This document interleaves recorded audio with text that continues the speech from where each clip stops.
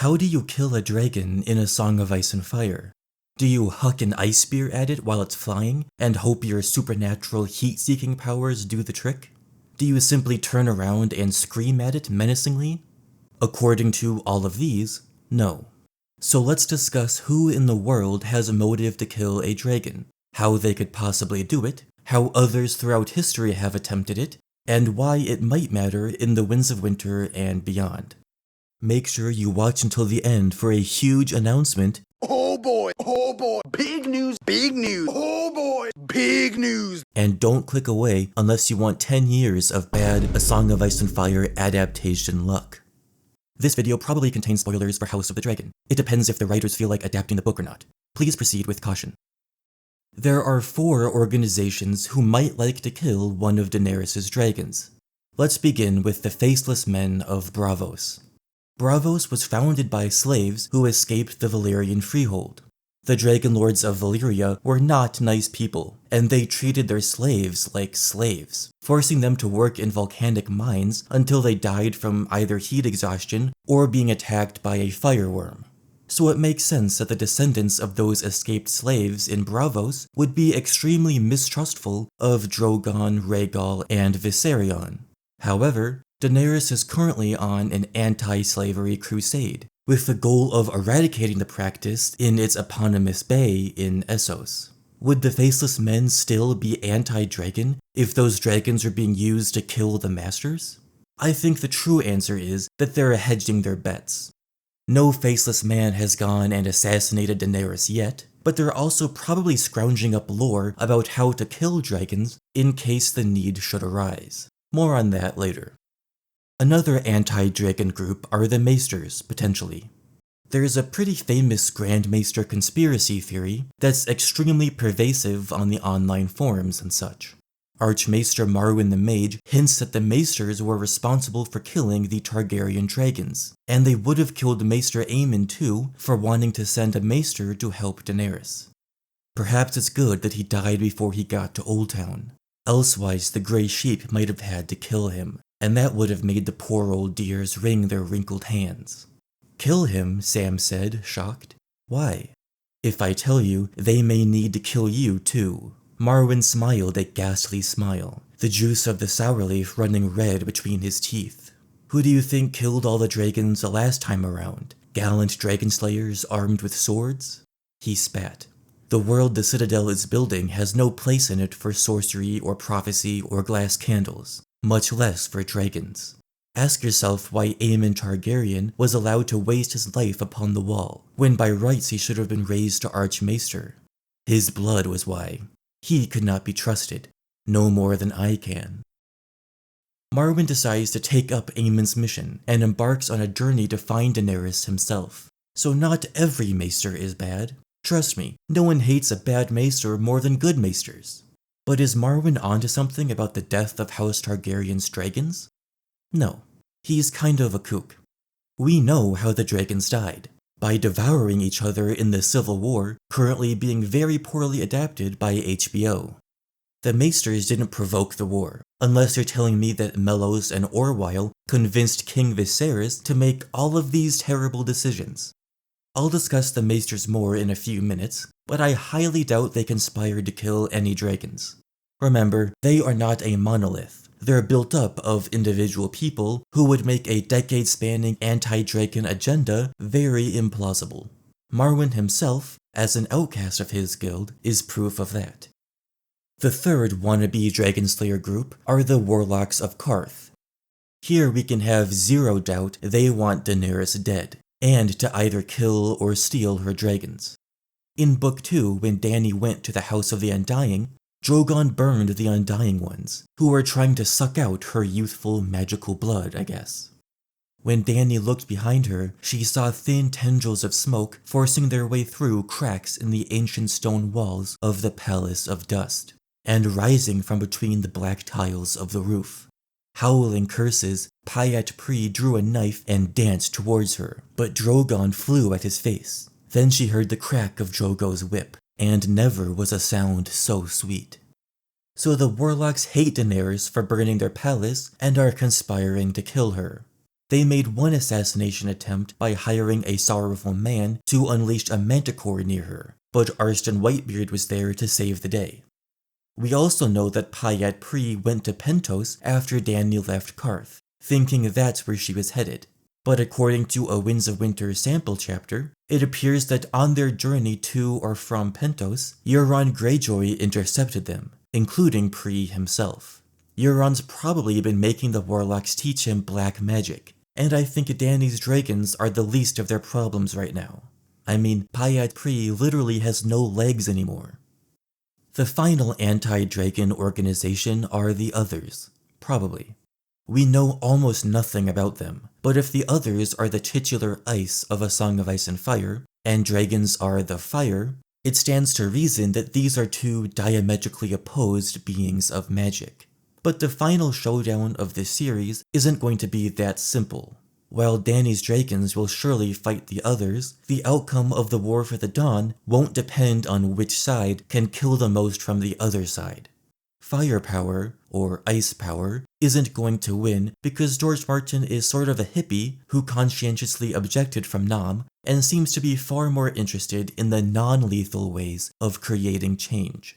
Or I should say, George likes to explore non-lethal options even if violence is justified in the end. Sometimes it really does need to be fire and blood, like Abner Marsh says. In Game of Thrones, the question was asked, whose guns are bigger, Jon Snow's or the Night King's? Jon had 2 dragons, an obsidian dagger, and heaps of plot armor, so his team won. Boring. I'm off topic, but my point is that even though we'll probably see some whites and maybe even some White Walkers getting burned by Drogon, it won't be consequential to the climax of the story. The easiest way to kill a dragon also has the highest barrier of entry, simply by using another dragon.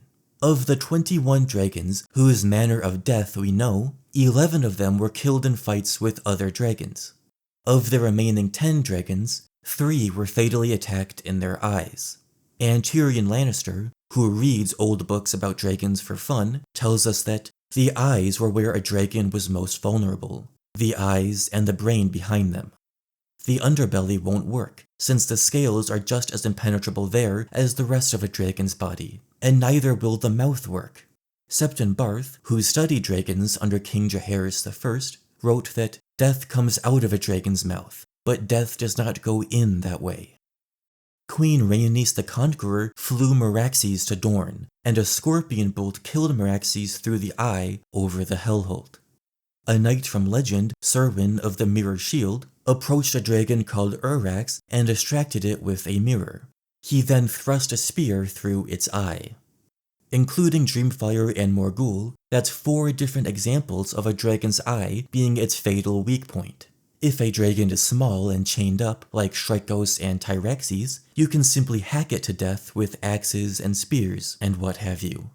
The mob at the storming of the dragon pit killed 5 dragons in total. Another potential method of death is poison, but we can't be sure poison has any effect on dragons. The last Targaryen dragon was a small and sickly creature. It died in 153 AC, well after the dance, during the reign of Aegon III. Aegon, because of his dance-related trauma, hated dragons, and it was speculated he poisoned the last dragon so that Westeros could be rid of them once and for all. He was even given the sobriquet Aegon the Dragonbane. But we also know that, later on, Aegon tried to hatch dragons with his brother Viserys. Why would Aegon kill the last dragon, only to go on and try to hatch one? Clearly he had some sort of change of heart, but I doubt he poisoned the last dragon anyway. Remember what Barth said, death comes out of a dragon's mouth, but it doesn't go in that way. You can't just rub some strangler onto a lamb, feed it to a dragon, and expect him to die from it. They're magic. By the way, assuming I'm right, which is always a scary thing to do, and poison has no effect on dragons, this further invalidates the supposed anti-dragon Maester agenda. Because how else besides using poison would the Maesters be able to kill them without being caught? I showed you the list of how every dragon died. Either the Maesters engineered the entire Civil War, which is highly unlikely, or they have some sort of special poison that works on dragons. I think we're ignoring the most obvious explanation, which is that George Martin needed dragons to have been extinct for a very long time so that Dany's hatching could be seen as this extraordinarily magical event. The Dance of the Dragons happened so that Martin could kill House Targaryen's dragons. And it doesn't matter how the last dragon died because it was tiny and sickly and was never gonna grow up and hatch baby dragons of its own. So Dany's enemies, either the others or the Faceless Men or the Maesters and Warlocks, can't use poison, but can use a spear through the eye. They can also use another dragon if Dany fumbles one. But could they also use Valyrian steel? Before the Doom, Valyria's blood mages were probably the best magicians in the world. George mentions them in the same breath as the Dragon Lords, of which there is actually some overlap. Septon Barth speculates that blood mages were responsible for creating dragons in the first place by mutating wyverns. So Valyria had blood mages who are linked to creating dragons, and Valyria had a magical steel that was created with magical spells. It's not too big of a leap to assume those blood mages worked those spells, meaning Valyrian steel was created by the same folks who knew a thing or two about the anatomy of dragons, assuming Barth is correct. And George Martin himself said Barth was correct very often. The natural conclusion to draw, then, is that Valyrian steel can kill a dragon. Imagine a great dragon-riding family of the Freehold had a few wild, untamable dragons in their lair who were eating the other good dragons. It'd make sense for them, or their dragon keepers, to have an easy way to slay rogue dragons, using Valyrian steel weapons. And we have some in-universe corroboration to this theory via a knight during the storming of the Dragon Pit, a man called Warwick Wheaton, who allegedly slashed one of Syrax's wings using lamentation. That's the Valyrian steel sword of House Royce, which was torn from Sir Willem Royce's hand by the mob that night. To bring us back down to reality though, this is highly unlikely to impact the Winds of Winter. For reasons of incapacitation and overzealous fan conspiratorialness respectively, neither the Warlocks of Qarth nor the Maesters are going to be attacking Dany's dragons with a Valyrian steel sword. What will impact the Winds of Winter, maybe, is this mysterious book George mentions in A Dance with Dragons. Only fragments still exist. It was published by an anonymous author, and the only surviving copy is soaked in blood. It resides in a vault beneath the Citadel in Oldtown, supposedly. The book's title? The Death of Dragons, or Blood and Fire. Because the book is covered in blood, I'm guessing it was created by a blood mage of Old Valyria who was using it in their work with dragons. Or, somebody who used to own this copy tried to use it while conducting business with a dragon, and their blood stained up the book when things went awry. If it really says how to kill a dragon, I'll admit this lends some credence to the Grand Maester conspiracy. They're holding on to a book with instructions to kill magic beings. Sounds about right for their agenda. But on the other hand, where else should a priceless, one-of-a-kind book be stored? Of course it's being preserved at the Citadel. But, and I know this is me saying this, let's not jump to conclusions about what the book is about. It's called The Death of Dragons, not How to Kill a Dragon.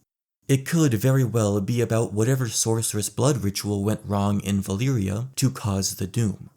Septon Barth had a theory that the blood mages used spells to contain the 14 Flames volcano system. When those spells broke, the doom became inevitable. Whether or not this book contains explicit instructions on the most efficient ways to kill dragons, or it's mostly about the magic behind the doom of Valyria, it was clearly written by someone with advanced Valyrian knowledge. And it's not a stretch to assume there's valuable information here about the physiology of dragons, their origins, hatching them, binding them with horns and spells, killing them, breeding them, etc.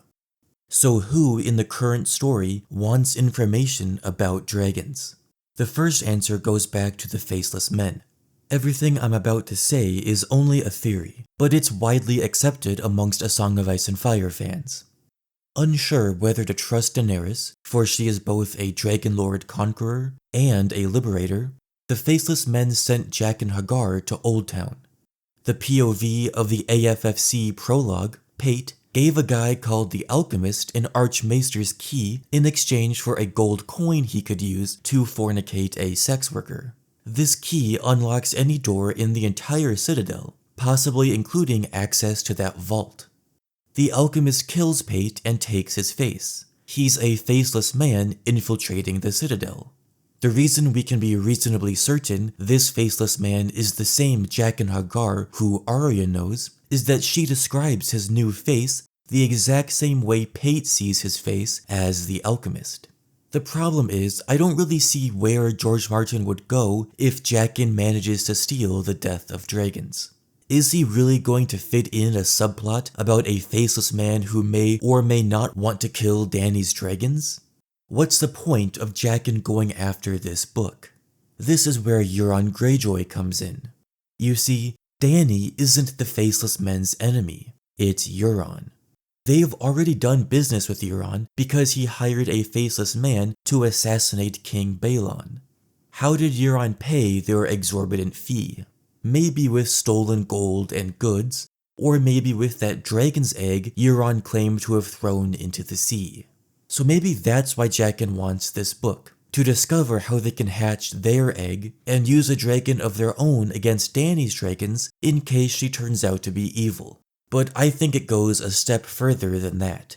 Why would Euron be comfortable exchanging a dragon's egg for the assassination of his brother? That's an extremely high price to pay, especially now that Dany has proven to the world dragon eggs can be hatched in the big 298 AC. Unless Euron was certain he'd get himself a different dragon in the future, Rhaegal or Viserion. His current plan is to use that Valyrian dragonbinder horn, blown by either Victarion or a slave, to bring one of Daenerys' dragons to him. But Euron won't stop there. He wants to be a god. He said so himself. Rather, he will say so himself, in The Forsaken, a preview chapter from the Winds of Winter. These are the days when the world shall be broken and remade. A new god shall be born from the graves and charnel pits. Full disclosure, Euron is saying this in Aeron's Shade of the Evening-induced psychedelic trip, but it probably does reflect Euron's true motives. Euron visited the ruins of Valyria. He has a Valyrian steel suit of armor. Soon he might even have a dragon. He's a major Valyrian weeb, so what's the next step? Performing blood magic to make another Doom of Valyria, this time in Old Town, so that he can become the god of the new world. God of the dragons, god of the others, god of the greenseers, god of whatever humans are left alive. This is what the faceless men won't allow to happen. It may be that Jaqen and Euron are after this same book, and hopefully Jaqen is able to find it before Euron learns whatever arcane dragon secrets contained within. Now that most people have already clicked off this video, I'll discuss some weird shit. Por ejemplo, could Lightbringer be used to slay a dragon? Not Stannis Baratheon's Temu Lightbringer, I'm talking about the actual Lightbringer, if it exists again as a sword and isn't Drogon himself, which is entirely possible. According to the legend, Azor Ahai forged Lightbringer after a bunch of sacrifices, also known as blood magic. Similarly, dragons are quite possibly a result of Valyrian blood magic, especially if Barth's theory about blood mages transmuting wyverns is correct. So blood magic beats blood magic, on some I use the stones to destroy the stones type beat. If we ascend our narrative understanding of what Lightbringer represents, we can also theorize that Dany's dragons, all three or perhaps just Drogon, represent the current Lightbringer, rather than a flaming sword. In this quote from Zaro Zoan Doxos, George literally compares Daenerys' dragons to a flaming sword above the world. That's Lightbringer, dog. So going all the way back to my initial supposition, the easiest way to kill a dragon is with another dragon. If dragon equals Lightbringer, mayhaps it, he, will be used to kill an evil dragon, the work of the Great Other.